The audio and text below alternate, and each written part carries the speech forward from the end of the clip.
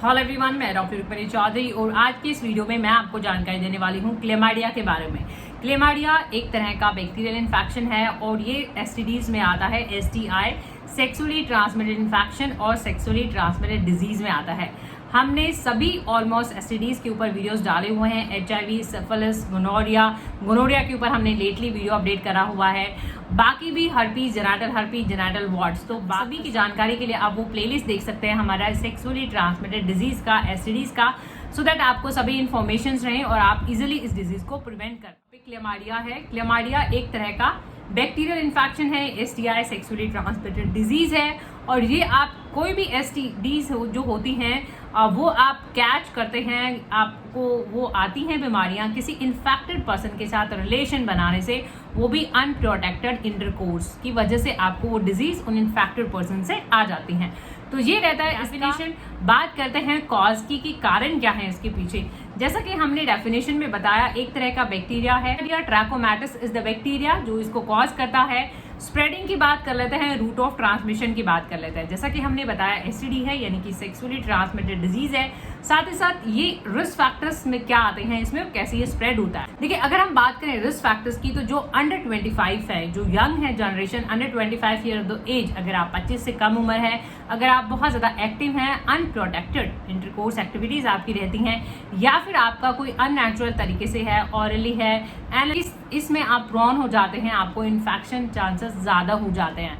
तो multiple partners इसमें देखा जाता है। तो ये सारे इसके रिस्क फैक्टर्स हैं। इनका देखिए, जैसा कि हमने गोनोरिया में भी बताया था कि mother also can pass the infection to the infant. एक मदर जो है, प्रेग्नेंट फीमेल, वो भी बच्चे को इन्फेक्शन ट्रांसमिट कर सकती है अगर वजाइनल डिलीवरी है। तो कोशिश ये करें हमेशा अपना स्क्रीनिंग करा लें, अपने टेस्ट करा लें, मेडिसिन यूज कर लें और उसके 3-4 वीक्स के बाद भी एक बार अपना दोबारा टेस्ट कराएं टू रूल आउट कि आपको इन्फेक्शन ज्यादा तो नहीं है, आपको इन्फेक्शन तो नहीं है। और सिम्टम्स की लक्षण की, क्या इसके लक्षण होते हैं। देखिए, कई बार ये बीमारी एसिम्टोमेटिक होती है, यानी जरूरी नहीं है कि इसके लक्षण हो, नहीं भी देखे जाते हैं। मेल में भी ऐसा ही देखा जाता है, कई बार सिम्टम नहीं देखे जाते हैं, और फीमेल में भी ऐसा देखा जाता है, कई बार ये एसिम्टोमेटिक होती है। अगर कोई सिम्टम निकल के आते हैं तो पुरुषों में क्या सिम्टम होते हैं, मेल में।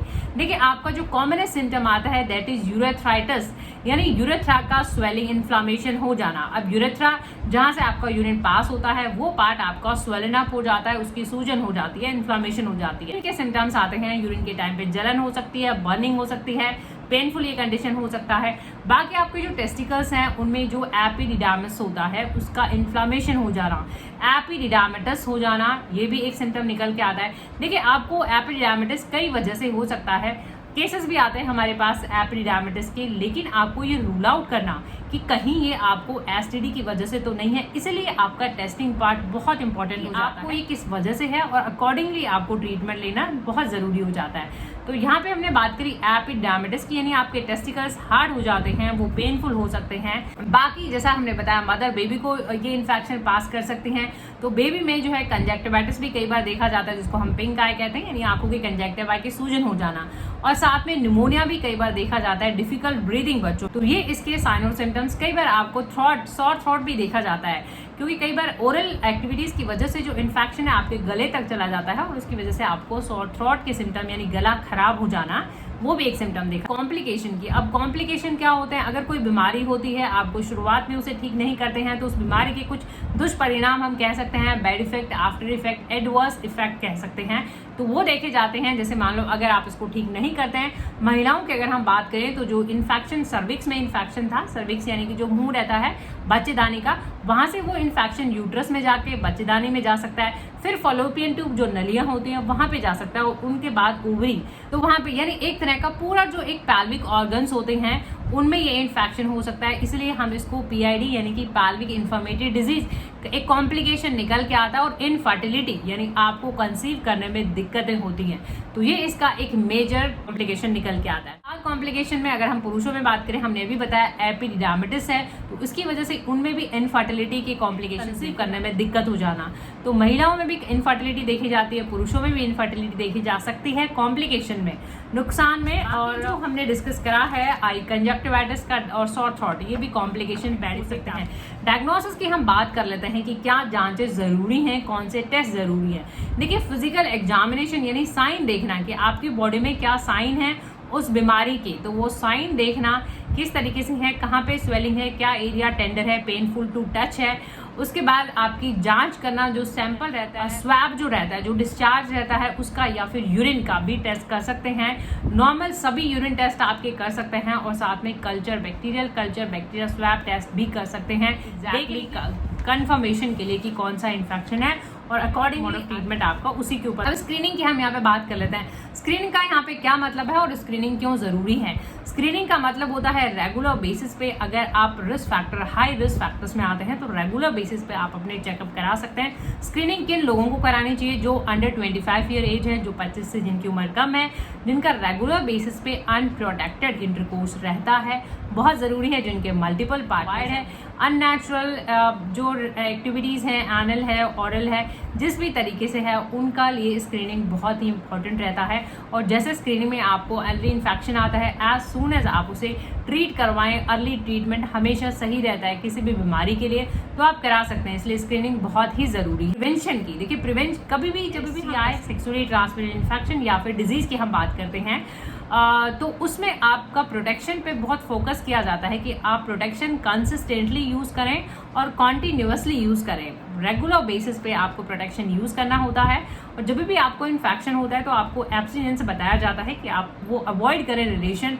करेक्टली और कंसिस्टेंटली आपको प्रोटेक्शन यूज़ करना एडवाइस किया जाता है।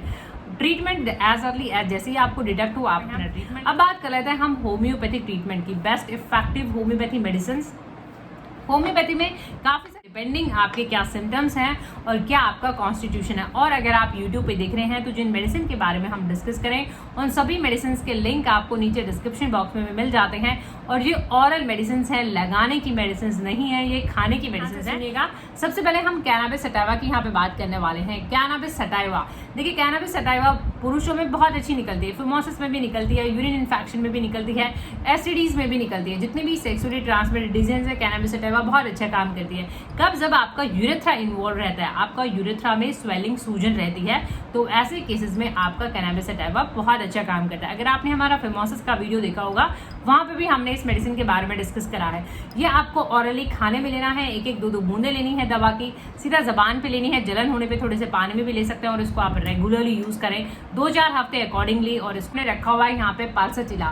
पल्साचिला वैसे तो महिलाओं में दी जाती है, महिलाओं की प्रॉब्लम में दी जाती है, लेकिन ये एक ऐसा केस है क्लेमाइडिया ट्रैकोमैटिस का जिसमें पल्साचिला पुरुषों में भी बहुत अच्छा काम करती है। एबनॉर्मल डिस्चार्जेस होना, ग्रीनिश, येलोइश, पीला और हरे रंग का डिस्चार्ज होना और साथ में यूरिन में बहुत ज़्यादा जलन रहना और आपको टेस्टिकल्स का स्वेलन इन्फेक्शन अगर भी हो जाता है, यानी कि ऑर्काइटिस है, एपिडार्मिटिस है, तो ऐसे केस में भी पल्साचिला बहुत अच्छी निकलती है।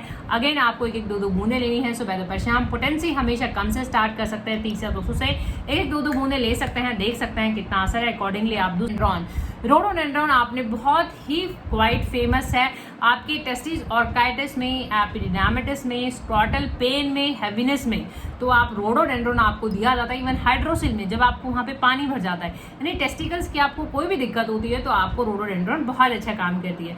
रोडोडेंड्रॉन भी वैसे लेना होता है आपको एक दो बूंदे सुबह दोपहर शाम खाने से पहले, और ये भी आपको रेगुलरली यूज करना होता है। तो सीपीआर रखा हुआ है, सीपीआर फीमेल रेमेडी है।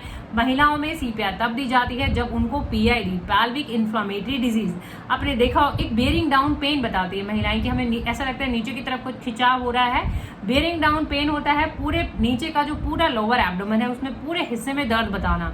ओवरीज का इन्फेक्शन, यूट्रस का इन्फेक्शन, सर्विस का, फैलोपियन ट्यूब का, सीपीआर बहुत अच्छा काम करते हैं। तो एक एक दो बूंदे महिलाओं में सुबह दोपहर शाम खाने से पहले लगातार ले सकते हैं। कम से स्टार्ट करें। सीराजम नाइट्रिकम, अजेंटम नाइट्रिकम भी महिलाओं में तब दिया जाता है जब उनको इंटरकोर्स के बाद ब्लीडिंग होती है या उनको वैसे भी हल्की से भी ब्लीडिंग हो जाना, उनको नॉर्मली भी हल्की मूवमेंट से भी अगर ब्लीडिंग हो जाती है तो अजेंटम नाइट्रिकम बहुत अच्छा काम करती है। सो होपफुली ये वीडियो आपकी मदद कर सकें, वीडियो आपको इन्फॉर्मेटिव और नॉलेजेबल लगे तो प्लीज़ आप वीडियोज़ लाइक और शेयर जरूर करें। चैनल पर नए हैं तो चैनल को सब्सक्राइब करें, बेल आइकॉन घंटी जरूर दबाएं अपडेटेड रहने के लिए।